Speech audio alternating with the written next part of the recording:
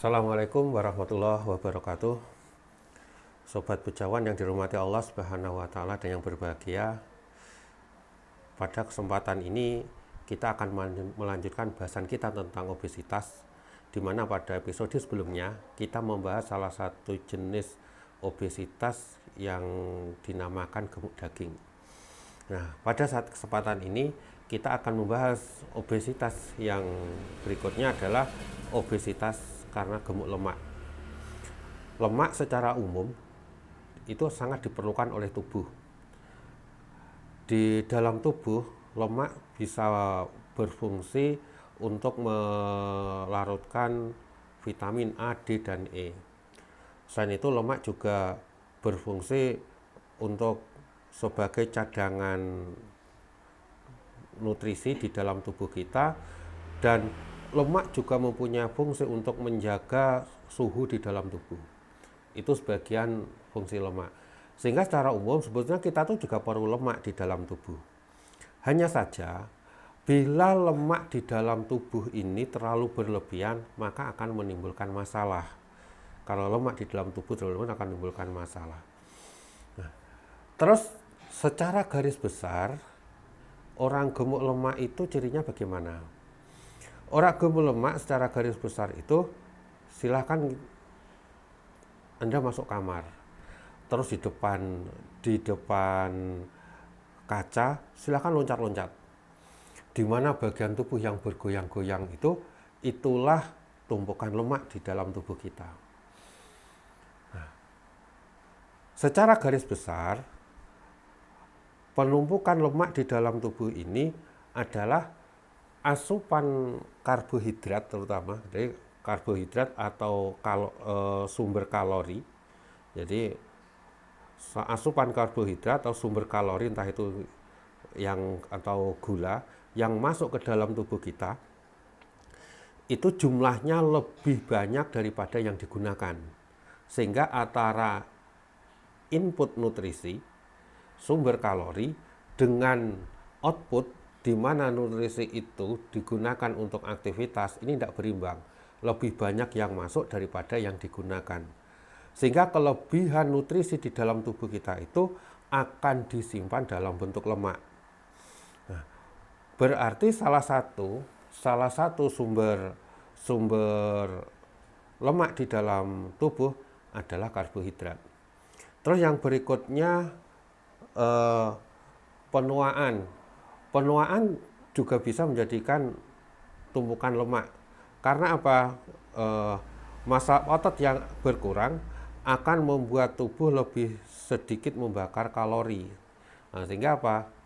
Lemak tidak tereduksi secara maksimal.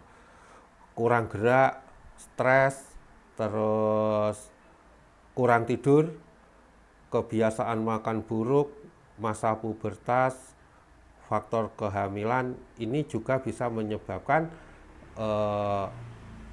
tumpukan lemak di dalam tubuh berlebihan. Secara umum, sumber lemak yang terbanyak itu dari sumber karbohidrat. Contoh di kita, khususnya di Indonesia, adalah nasi. Sehingga kadang kita salah menyikapi nasi. Kita menganggap nasi ini sumber masalah untuk masalah obesitas, khususnya obesitas lemak. Padahal nasi ini digunakan kita sebagai bahan pokok. Nah, sehingga bukan nasinya yang bermasalah, tapi apa? Tapi sikap kita menyikap setelah makan nasi inilah yang perlu dievaluasi. Sehingga bisa kita lihat, ada orang yang makan nasinya banyak, misalnya kayak pekerja, kuli bangunan, kuli panggul, petani. Dia makan nasinya banyak, satu piring penuh, kadang bisa nambah. Tapi kenapa mereka tidak mengalami obesitas? Karena apa? Nasi yang masuk ke dalam tubuh, karbohidrat masuk dalam tubuh itu dirubah benar-benar menjadi energi karena buat aktivitas. Nah, kesalahannya adalah kita makan nasi dengan jumlah yang sama, tapi aktivitas gerak kita kurang. Nah, inilah yang masalah. Jadi bukan nasinya yang masalah, tapi apa? sikap kita menyikapi nasi itu yang bermasalah, yang perlu harus kita evaluasi. Sehingga kalau kita kurang aktivitas fisik, maka silakan kita mengkonsumsi nasinya dikurangi. Sehingga bagaimana kita kita makan dengan porsi yang dikurangi, tapi kandungan nutrisinya tetap penuh. Nah, itu yang harus nanti kita evaluasi bersama. Makannya dikurangi, tapi kandungan nutrisinya penuh. Nah, sehingga apa? Obesitas lemak yang sangat banyak terjadi saat ini. Selain itu juga karena makanan-makanan yang terbuat dari gluten atau tepung-tepungan. Banyak sekali camilan, terus snack-snack yang hampir semua terbuat dari tepung. Nah, ini juga salah satu sumber lemak di dalam tubuh kita. Sehingga gimana? Insya Allah nanti suatu saat akan kita bahas secara detail, mungkin nanti